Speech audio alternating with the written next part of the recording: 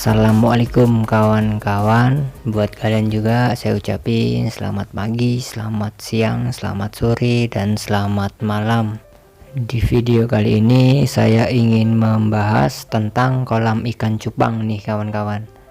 Kolam ikan cupang itu sebenarnya bagusan di luar rumah atau di dalam rumah, yang biasa disebut kalau bahasa Inggrisnya itu outdoor dan indoor. Kalau outdoor itu di luar ruangan, nah tetapi kalau indoor itu di dalam ruangan. Untuk dua kolam ini mau di luar ruangan atau dalam ruangan itu ada kelebihannya masing-masing kawan-kawan. Nah semisalnya nih ya, kalau kolam ikan cupang kalian tuh di luar rumah, yaitu ada bagusnya, tetapi ya ada kekurangannya juga. Nah kalau bisa, kalau semisalnya nih ya, kalau kawan-kawan tuh kolam ikannya itu di luar rumah, kalau bisa jangan langsung kena sinar matahari kawan-kawan. Kalau bisa itu ditutupin gitu loh, ditutupin, dibuka seperempat dari kolam itu aja, atau di luar ruangan, nah tapi dia ada atapnya gitu loh. Kenapa kalau kolam di luar ruangan itu harus ditutupin kawan-kawan, atau harus ada atapnya? Karena kalau kolam ikan cupang itu di luar ruangan dia rentan kena penyakit kawan-kawan, mudah banget kena penyakitnya karena dia langsung kena sinar matahari. Dan untuk pencegahannya yang kata saya tadi kawan-kawan, kalau bisa, kalau misalnya kolam ikan cupang kalian tuh di luar rumah itu ditutupin rapet gitu, dibuka sedikit aja gitu, atau dibuka seperempat, atau kalian bisa dibuat atap gitu loh. Misalnya kolam kalian tuh di luar ruangan tapi itu di atasnya ada atapnya, nah itu lebih bagus kawan-kawan. Dan semisalnya kalau kolam ikan cupang kalian itu nggak ada tutupnya, terus nggak ada atap atasnya, nah itu kalian juga bisa pakai eceng gondok kawan-kawan. Jadi kolam di luar rumah itu dikasih eceng gondok, yang tanaman air eceng gondok itu loh. Nah kalau bisa ngasih itu rapetin, ya kasih selah dikit lah buat dia berjemur gitu loh. Nah tetapi kalau misalnya kalian itu ngasih eceng gondok ke kolam ikan cupang, nah itu ada kekurangannya kawan-kawan.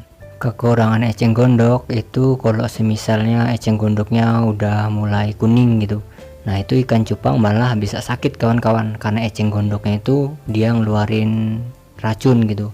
Memang sih awalnya itu misalnya nih ya, kalian naruh tanaman air eceng gondok ke kolam ikan cupang, emang dia pertama itu dia nyerap racun ya kan, nyerap racun terus airnya itu jadi bening. Nah tetapi kalau eceng gondoknya itu udah mulai kuning gitu, udah mulai layu, nah itu dia malah ngeluarin racun itu kawan-kawan. Nah jadi di situ ikan cupangnya bisa sakit semua gitu kalau misalnya kalian pakai eceng gondok di kolam ikan cupang kalian gitu. Dan untuk mengatasinya biar ikan cupang itu nggak kena penyakit, kalau misalnya eceng gondok itu udah menguning, nah itu cepat-cepat diganti kawan-kawan. Eceng gondoknya yang udah layu itu diambil, diganti sama yang baru yang masih seger. Jadi dari intinya kalau misalnya kolam ikan cupang kalian tuh di luar rumah, itu kalau bisa ditutupin kawan-kawan, entah itu ditutupin pakai apa di kolamnya atau di bawah atap gitu, di atasnya itu ada atapnya gitu loh. Nah itu lebih aman banget kawan-kawan daripada langsung kena sinar matahari.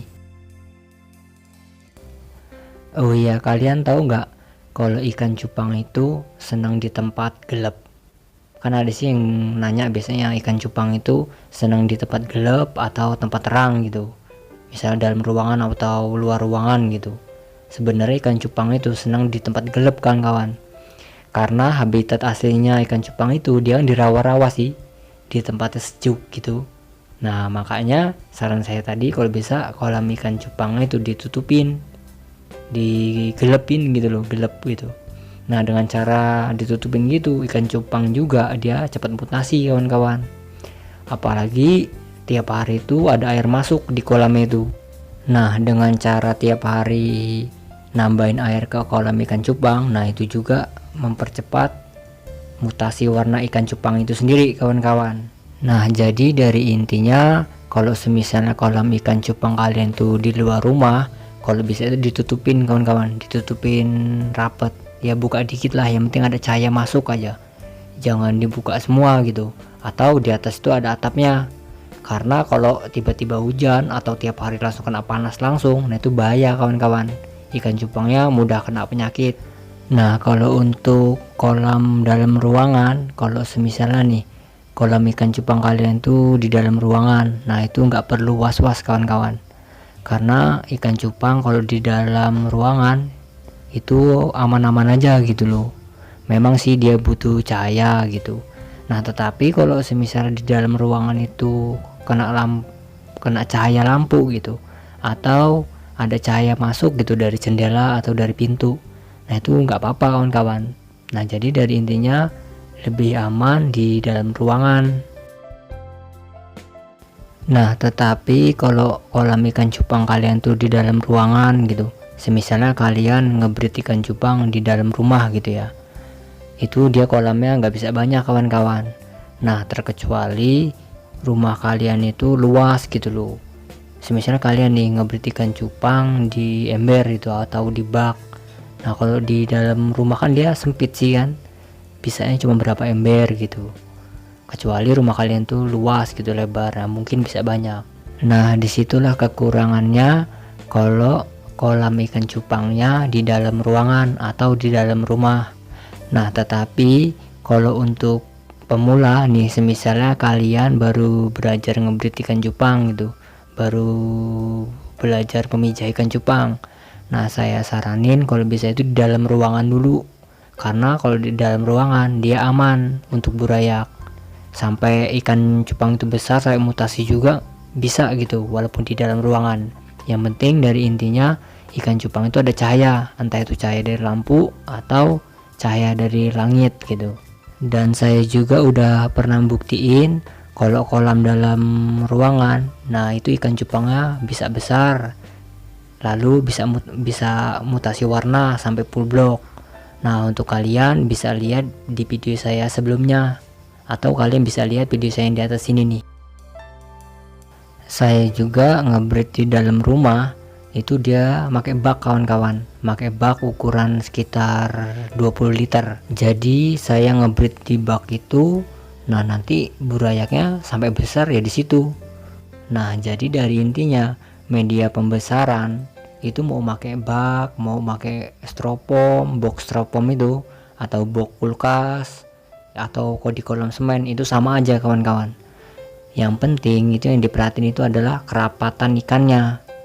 Jadi walaupun pakai bak nih, misalnya anaknya banyak banget nih ya, sekitar ada 500 ekoran gitu. Nah, kalau bisa itu dibagi dua, dengan cara dibagi dua atau dibagi tiga gitu. Misalnya burayak itu banyak gitu, nah terus umurnya itu udah 2 minggu gitu, terus di bak itu kerapatan gitu. Nah, kalau bisa itu dibagi dua atau dibagi tiga, itu biar supaya banyak yang selamat kawan-kawan. Karena kalau burayak terlalu rapat, nah nanti dia banyak yang stres, banyak yang mati karena dia terlalu rapat gitu loh. Nah, banyak stresnya itu karena misalnya nih di waktu malam nih, burayak itu kan ada yang tidur, nah ada juga pasti salah satu ada yang bangun gitu. Nah, kalau yang tidur itu digangguin dengan yang bangun, nah itu lama-lama stres yang tidur itu karena dia ini terlalu rapat gitu loh. Nah, makanya saran saya kalau misalnya burayak itu udah kelihatan banyak, rapet-rapet, umurnya itu udah 2 minggu lebih gitu, nah itu kan bisa dibagi dua atau dibagi tiga biar nanti banyak yang selamat. Soalnya kalau burayak masih kecil, terus misalnya di bak itu airnya dikit, burayaknya banyak, nah berarti kan dia butuh oksigen yang banyak. Nah, jadi dari intinya kalau burayak itu banyak, nah otomatis yang dibutuhin itu oksigennya juga banyak kawan-kawan, oksigen yang di dalam air itu. Nah, makanya saran saya tadi dibagi dua atau dibagi tiga biar banyak yang selamat gitu. Nah, begitulah kawan-kawan pembahasan di video kali ini tentang kolam ikan cupang di dalam ruangan atau di luar ruangan. Nah, dari intinya yang kata saya tadi ya, walaupun di luar ruangan kalau bisa itu ditutup. Nah, tetapi kalau misalnya kalian baru belajar, baru pertama ngebreed gitu, atau ngebreed cuma berapa pasang, kalau bisa itu di dalam ruangan dulu. Kalau misalnya kalian udah ngebreed banyak, nah baru di luar ruangan juga nggak masalah. Nah di luar ruangan itu juga dia harus ditutupin, atau atas itu ada atapnya gitu, jangan langsung kena sinar matahari. Oke kawan-kawan, sampai jumpa di video berikutnya. Buat kalian yang belum subscribe channel ini, tinggal tekan tombol subscribe di bawah ini ya, sama gambar loncengnya diaktifkan. Buat kalian juga yang udah subscribe channel ini, saya ucapin terima kasih. Yang udah mampir sini, saya ucapin terima kasih juga. Sekali lagi saya ucapin selamat pagi, selamat siang, selamat sore, selamat malam, dan wassalam.